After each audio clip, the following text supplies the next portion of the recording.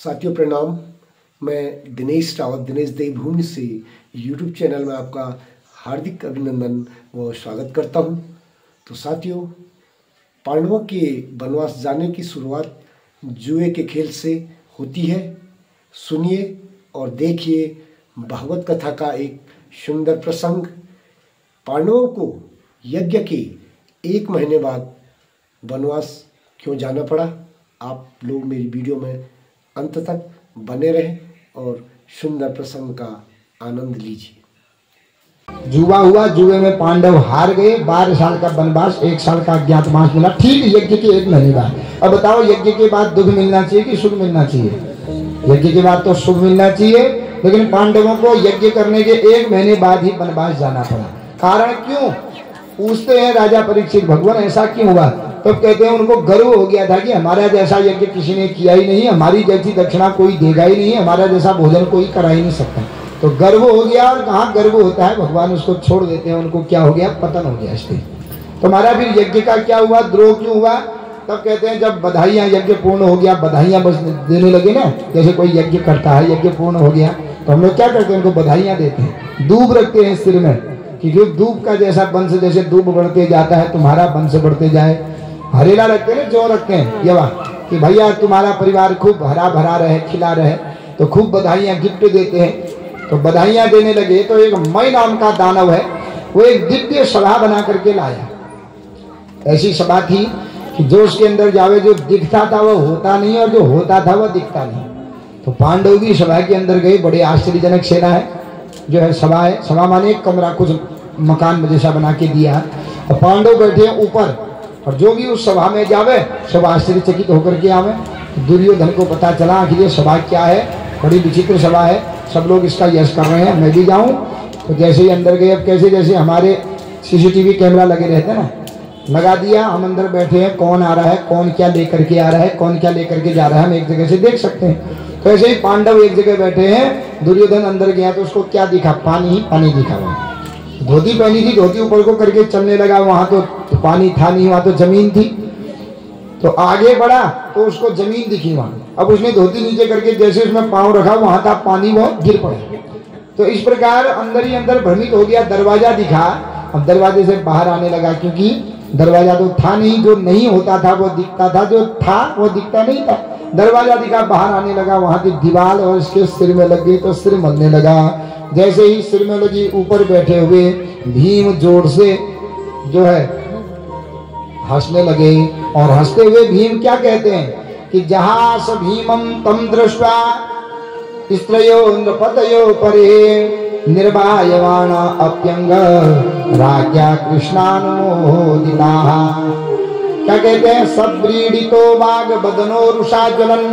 वाग वज्ररूपी बाण मार दिया आज भीम ने।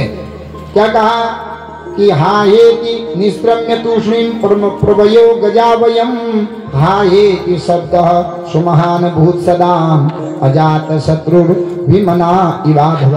क्या कहता है हंसते हंसते कि अंधे का तो अंधा ही होता है। बाप तो जन्मजात अंधा है, धृतराष्ट्र, उसका पुत्र आंख होते हुए भी अंधा है, और अंधे का तो कुछ भी हो अंधा हो ही जाता है, बाप के गुण पुत्र में आ ही जाते हैं। जब यह कहा तो भीम ने जब यह कहा तो कृष्णा अनुमोदिता, कृष्णा नाम है, द्रौपदी को कहते हैं कृष्णा, तो कृष्णा अनुमोदित कहने के हाँ महाराज आप ठीक कर रहे, बाप जन्मजात अंधा है, बेटा आंख होते हुए भी बेटा अंधा हो गया है। जोर से हंसने लगे। राजा युधिष्ठिर हाहाकार करने लगे, माने अब जो है अनर्थ होने वाला है। यह बात किसने सुन लिया? दुर्योधन ने नीचे सुन लिया। आहा, मेरे सिर में लगी, अरे मेरे पिता पर गए, मेरा पिता इनका ताऊ ही तो है, और अपने ताऊ को अंधा कह रहे हैं। मेरे पिता के जन्मजात के जो अंग नहीं है उन पर हंस रहे हैं। इन पांडवों को नहीं छोड़ूंगा, एक दिन इन पांडवों का मैं नाश करके ही रहूंगा। तो यही कौरव और पांडवों में लड़ाई का कारण ही यही रहा, नहीं तो और क्या था। इसलिए कहते हैं ना, बीमारी की जड़ खांसी और लड़ाई की जड़ हाँसी। खांसी करते रहोगे, समझ लो भैया कोई ना कोई बीमारी हमारे अंदर है। जब तक खांसी लगती रहेगी, बीमारी हमारे अंदर कोई ना कोई है। और खाली खाली हम किसी को देख के हंसेंगे तो यह होता है लड़ाई की जड़ होती है। कोई आ रहा है, उसको देखे खाली खाली हंसे, 2 लोग बैठे हैं, हम अपनी बातों में हंसे लेकिन उसको देखें वो क्या समझेगा, मुझे देख के हो रहा है। इसलिए खाली खाली व्यर्थ हंसना भी कभी क्रोध का कारण बन जाता है। तो उसी कारण क्या हुआ देखो, इसलिए कहते हैं शब्द ब्रह्म। ऐसे शब्द बोलो कि शत्रु भी अपना बन जाए, ऐसे शब्द मत बोलो कि अपना भी शत्रु बन जाए। इन्हीं शब्दों के कारण कौरवों और पांडवों में विद्रोह हुआ। फलस्वरूप कौरवों को 12 साल वनवास जाना पड़ा, 1 साल अज्ञातवास रहा। भरी सभा में द्रौपदी की लाज हरण हुई। तो ये फल किसका हुआ, उस हंसी का कारण और उनकी जो है सिर में लगने के कारण यह बात है। इसलिए कहते हैं कभी भी किसी की हंसी नहीं करनी चाहिए। हम किसी दूसरे को मारें लेकिन ऊपर वाला जब लाठी मारता है ना, उसकी लाठी में आवाज नहीं होती, ऐसी लाठी मारता है वो, उसको फिर आदमी कभी जिंदगी भर उठ नहीं पाएगा। इसलिए कभी किसी की हंसी मत करो। न जाने भगवान हमारी हंसी कहाँ पर करा दे, हम दूसरे को लाठी मार रहे हैं, वो भगवान कहाँ पर हमको लाठी मार दे। इसलिए कभी किसी की निंदा आदि नहीं करनी चाहिए। तो इस प्रकार राजसूय यज्ञ के बाद ही कौरव और पांडवों का भयंकर युद्ध हुआ। अब एक दिन क्या हुआ कि जो बलराम जी हैं इनके विवाह नहीं हुआ था। कृष्ण जी के विवाह हो गए, बलराम जी का विवाह नहीं हुआ। एक रेवत नाम के राजा थे कपिल में, इनकी एक पुत्री थी जिनका नाम था रेवती। तो रेवती जब विवाह के योग्य हुई तो इनके पिता रेवत बड़े प्रसन्न हुए।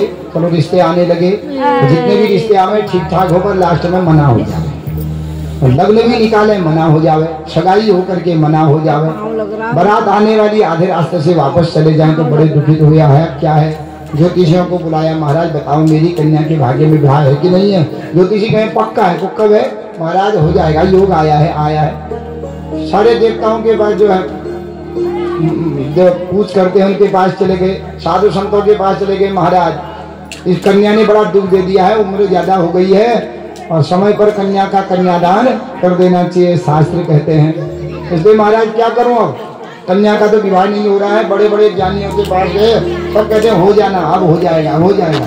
कहते कहते कन्या की उम्र बढ़ गई, 30 के पार हो गई है, बड़े दुखित हो गए। हाँ, इसका मतलब मेरी कन्या का विवाह नहीं होगा। तो क्यों न मैं ब्रह्मा जी से पूछूं। तपोबली थे, ब्रह्मलोक में ब्रह्मा जी के पास गए और पूछने लगे, महाराज मेरी कन्या का विवाह होगा कि नहीं होगा। ब्रह्मा जी ने पंचांग खोला, कहा हाँ होगा। तो किसके साथ होगा, सब कहते हैं होगा होगा होगा। कहाँ होगा, किसके साथ होगा, कोई नहीं बताता, आप बताओ। ब्रह्मा जी कहते हैं बलराम जी के पास साथ होगा। वसुदेव के पुत्र हैं बलराम जी, द्वारिका में रहते हैं, उनके साथ होगा। कब होगा, द्वापर युग में। महाराज ये तो अभी सत्युग चल रहा है, ये द्वापर युग में होगा।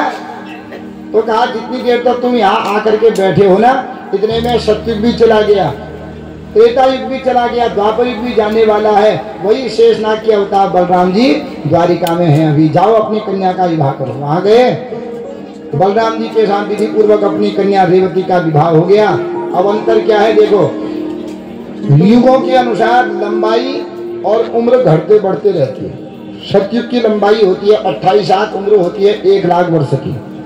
द्वापर युग, त्रेता युग आया, 1 शून्य घट जाता है, 1000 वर्ष, 10,000 वर्ष की उम्र हुई, 7 हाथ घट जाते हैं, 21 हाथ के हुए।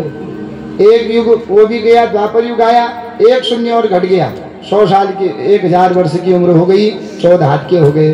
कलयुग आया, 1 शून्य और घट गया, 1000 में से शून्य घट गया, कितना हो गया, 100 साल की उम्र रही और 7 साल हाथ के मनुष्य होते हैं।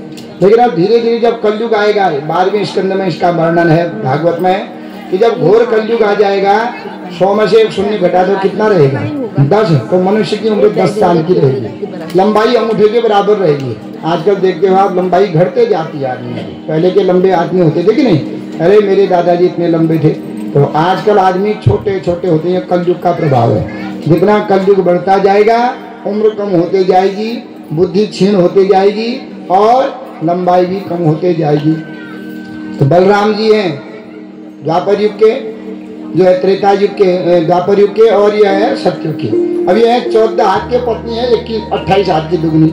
अब ये बच्चों के साथ खेल खेलें, वहाँ फल तोड़ने पेड़ में जाएं, ऐसा मजाक करें मित्र लोग, भैया तुमको बलराम जी तुमको पेड़ में चढ़ने की जरूरत ही क्या है, भाभी को बुला लेते, गोद में उठा देती, तुम्हारे लिए फल तोड़ देती।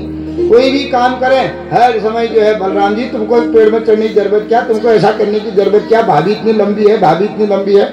हर समय बलराम जी के और मित्र अपने बीच में भाभी को लावे, बलराम जी को अच्छा नहीं लगा।